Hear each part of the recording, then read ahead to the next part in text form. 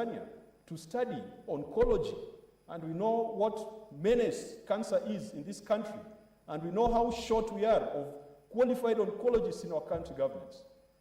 The CEC and the people in the county refused to give her the opportunity to go and study. Why? Because they thought that they had to deal with malaria and other basic things rather than issues like oncology. Even if we are impeaching the governor of Wajir today, but we must hail him for ensuring that his doctors are receiving training. 20 out of 50 doctors on training, and I hope they're on full scholarship, that they didn't just acquire those opportunities on their own. Mr. Speaker, that to me tells a story of a government that out of its many bad policies, at least it has one good policy on development of its staff. Mr. Speaker, the CEO of the county is the governor. The person responsible for health services is the CEC and the chief officer for health. And I think the decision we are going to make today will be precedent-setting. Mr. Speaker, in the past, even when some of us here, a few of us here were governors before they came to this house, we have insisted that the governor is a chief executive officer. If a spoon disappears in the stores, the governor must tell us why the spoon disappeared in the store, because he's a CEO and the buck stops there. Now, what I've seen in many counties is that when the health sector is messed up, they first deal with the CEC health. They first impeach the CEC health. I don't know whether the honorable members from Wajir dealt with the CEC health, dealt with the chief officer health. But the governor cannot run away because he's the chief executive officer. I would love to see a situation where the governor is being impeached and it's being confirmed at the Senate, but the CEC health is also taking responsibility for his inefficiency and for his incapacity and for his failure to provide health services to the people of Wajir. I've seen in other counties, and Mr. Speaker, I want to use this opportunity to educate our members of county assembly, not just in Homa Bay County, but in the other 46 county assemblies. When the health sector is suffering, which is such an important devolved function, do not run around dealing with small fish, dealing with their menace. And I think that the formula of Wajir is important, that the CEO, when he wakes up in the morning, he must know what is going on in the health sector. My county, I came back from Homa Bay today. In the referral hospital, there is no toilet for outpatient visitors. In a county referral hospital, Mr. Speaker, and you ask yourself if there was going to be an outbreak of cholera or other diseases that are spread through human waste, what is going to happen? And you know what my brothers and sisters in Homa Bay did? They impeached the CEC Health, Professor Muga, and then, after impeaching him, told the governor to take over the health docket. If the governor has failed in supervising his CEC, if he has failed in pushing his CEC to ensure that there's quality in that department, how else are you going to tell the governor to take over that function if he has already abdicated his duty in the first place? Mr. Speaker, if we impeach the governor of Wajir, or when we impeach the governor of Wajir, depending on where you stand, because the committee has told us we should impeach him because 1 out of 17 allegations have been substantiated. And those are our rules. That is not an invention of the chair of the committee, and that's not an invention of the 11 men and women. If one charge is substantiated and we confirm that, the governor goes home. Mr. Speaker, the issue of insecurity that cuts across not just the health sector, but even the education sector. We have seen our brothers and sisters, when they are posted to frontier counties, they clamor to come back. Are we going to build a nation where Otieno can never teach in Wajir, or where Abdullahi can never teach in Migori? Are we building a system where Wafula can never teach in Garissa? We must look at the big picture and how insecurity has impacted on certain professions, doctors, teachers, and those professions that you cannot develop internally. Is it impeachable that doctors and health workers are running away because of insecurity? We will impeach the governor of Wajir, and once we impeach him, let's impeach the president. because he's the one responsible for providing and guaranteeing the security of all professionals in this republic. Mr. Speaker, the will of the people, if you look at the numbers, you will see that 41% of the 118,000 voters in Wajir had confidence in Governor Mohamud. Mr. Speaker, sometimes I like it when you allow people to enjoy or to suffer the consequences of their bad decisions. If the 41% made a bad decision, we probably should allow them to enjoy the consequences of that bad decision of electing Governor Mohamud. We should allow them the pleasure or the pain of Governor Mahmoud's leadership because it was a majority. But then again, Mr. Speaker, it is our duty as Parliament to relieve the 59% who did not support Governor Mohamud of the suffering, of the tyranny of the 41% that supported Governor Mohamud. Mr. Speaker, the committee has advised us accordingly, unanimously. The committee has decided that to kill this cow, we don't cut the neck, we cut the leg. The committee hopes that the cow will die bleeding. Mr. Speaker, a cow without one leg can still walk. Ultimately, it will be the 47 delegations in this House to make a decision.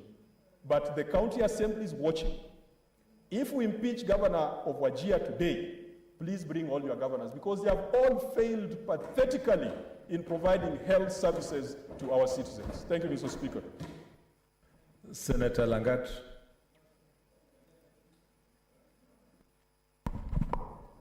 Okay, thank you, Mr. Speaker, for also giving me this particular chance to make my observation. It is very important to note, first of all, that this is a very important process, that today the people of Wajir are expecting this particular very important house at least to determine whatever it will happen to them in the next 10 months. We may ignore 10 months that these are very few months that we can let anything to go that way. But I want to say even 1 week or even 1 day for a dangerous person means a lot to the lives of the people of this particular country. So I want to say that it is so important that we must consider every allegation that has been brought to this particular house very keenly, Mr. Speaker, so that our judgment may actually satisfy the needs and the wishes of the people of Wajir. I want to say that, Mr. Speaker, in charges that are brought before us, I've read, and I can see the first one, that gross violation of the Constitution of Kenya 2010, the County Government Act 2012, and public procurement and disposal, all those. This is a very serious violation, and we are seeing all this happening in our counties.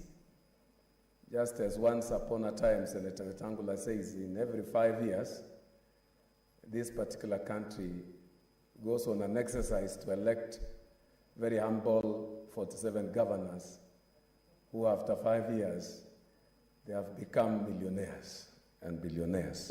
And I want to say that at my first observation of this, I really felt for the people of Wajir. And then after going through the observations of these particular allegations, and I want to say that we must also be very careful so that people outside there may not make this particular very important house as a lynching ground. That is why we must be very keen, we must be very observant for every allegation that is brought before us. So when I saw the first allegation, failure to account for the financial resources allocated to the county, so many things, Mr. Speaker, comes to my mind. I'm in the CPI committee currently, And one of the greatest challenges that we are facing is most of the governors are not willing to come and account for the resources that we've been giving them. Some of them give very flimsy excuses that do not hold any water. They fail to appear at the last minute, rendering the Senate committee to become almost useless. We were in Kisi waiting, some of them who never appeared. The last minute they give some excuses that are so funny. I want to say that this failure to account for the public resources that you've been given is actually a gross violation of the Constitution. Because first of all, it hampers with the process of the oversight.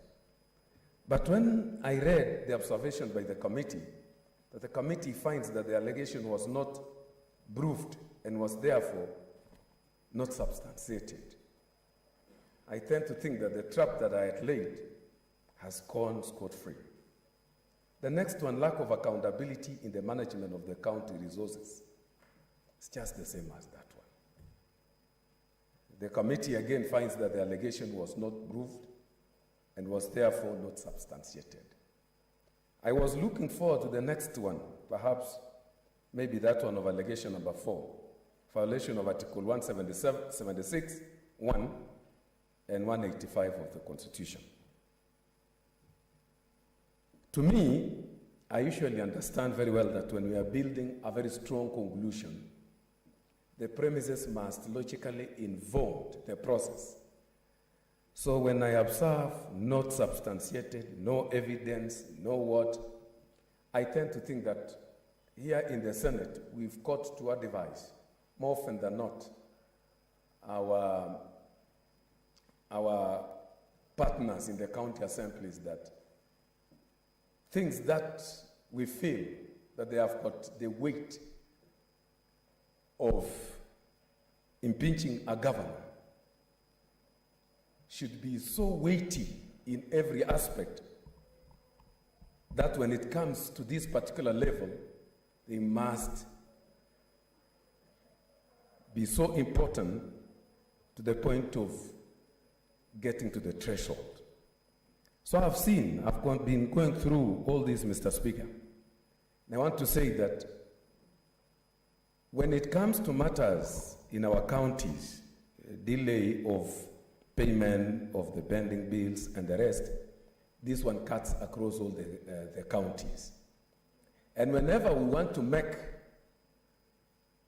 arrive at a very important solution to every problem, we must dig deeply, Mr. Speaker, on the causes. Wherever we go round, in fact, most of the governors have been telling us that there are a lot of delays from the Treasury in releasing monies to the counties, to the point that so many issues have been accumulating. And you see everybody in the county is seeing that particular governor. They don't know any story to do with the delays of the monies from the Treasury, and want to say that part of the failures that we are experiencing today in our counties emanate from the Treasury. They delay the payments. When the payments are released to our counties, already the projects which had been started are stalling, becoming white elephants. And most of the contractors, Mr. Speaker, have left their work. Most of their things have been taken away by banks and so forth. So another problem that we must look at as this particular House of Oversight is to make sure that these particular people get money on time to allow us to do thorough oversight.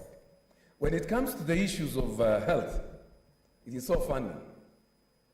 I was also in my county hospital, Rivaro Longisa Hospital, last week on Friday. And I found that the issues that are happening that the hospital is facing, I was surprised during this particular time of COVID-19 that in the maternity ward, 2 people are sharing a bed. It is very funny. The whole of last week, people were complaining because of lack of water. So these particular issues cuts across all the counties. I want to say, as Senator Kachwang was saying, and if this is the trend, we must call upon all our MCAs to impeach all our governors to come here so that we may see exactly what is happening in our counties and look for a permanent solution to the problems that our counties are facing. I've seen also another allegation, failure to establish the county budget and economic forum. This is another very serious allegation, but when you see the observation of the committee, Mr. Speaker, the committee finds the governor had taken steps towards establishing a county budget and economic forum. The allegation was not substantiated. You go through all these allegations. They are so attractive in the very beginning, but when you get deeply to the observation by the committee, no evidence, you see, not substantiated. Allegation, failure to establish an audit committee, which cuts across. If you check all the audit reports, in those particular books, audit reports we've been given all the time. These are always the allegations that are there. But this one, the committee finds that the allegation was not proved and was therefore not substantiated. When I see out of 15, almost 14 allegations are not substantiated, I tend to think very seriously that something must be done by our county assemblies to make sure that at least whatever comes to the Senate must arrive at the threshold. It must be convincing, even to the people outside there, that something surely is in the Senate. Allegation, and Mr. Speaker, charges number 2, I also saw abuse of the powers and the authority. As somebody was saying, these cuts across most of the counties. People have established first ladies' offices, whereby you find the wife of the governor is enjoying an office there. They have been given a lot of finances. They have a lot of authorities. They go around the offices harassing people, things which are not in the Constitution. So I was expecting in this particular charges, Mr. Speaker, to see a robust accusation with evidence that we can really, by the end of the day, be able to impeach the governor with substance. So the allegations that are here, the committee finds the allegation was not proven and was therefore not substantiated. Violation of Article 73(2).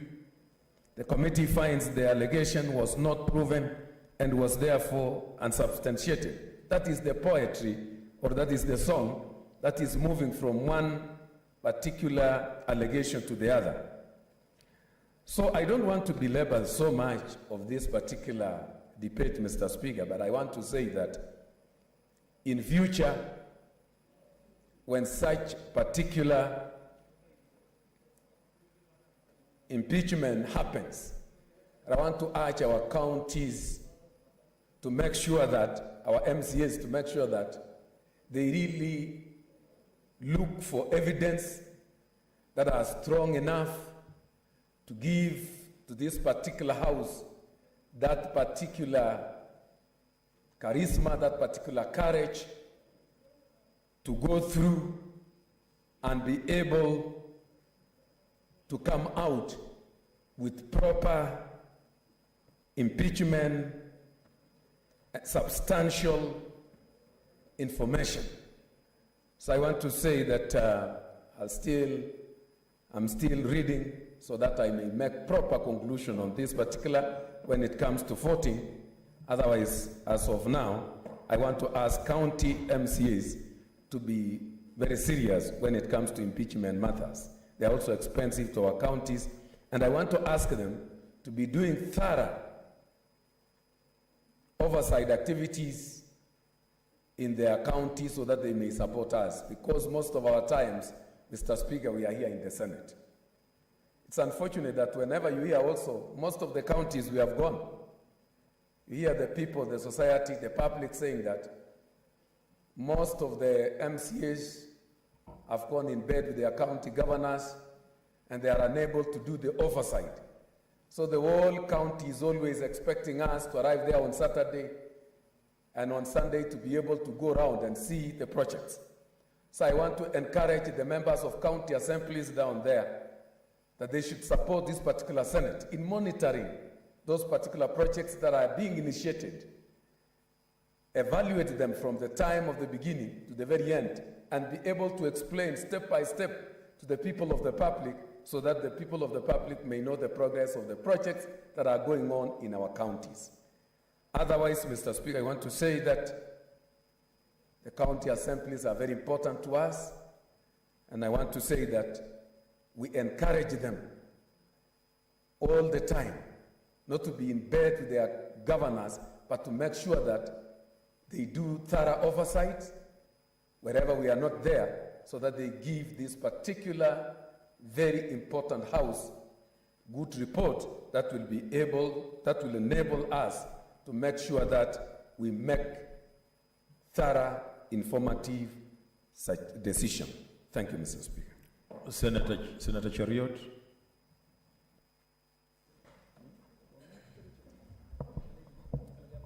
Yeah.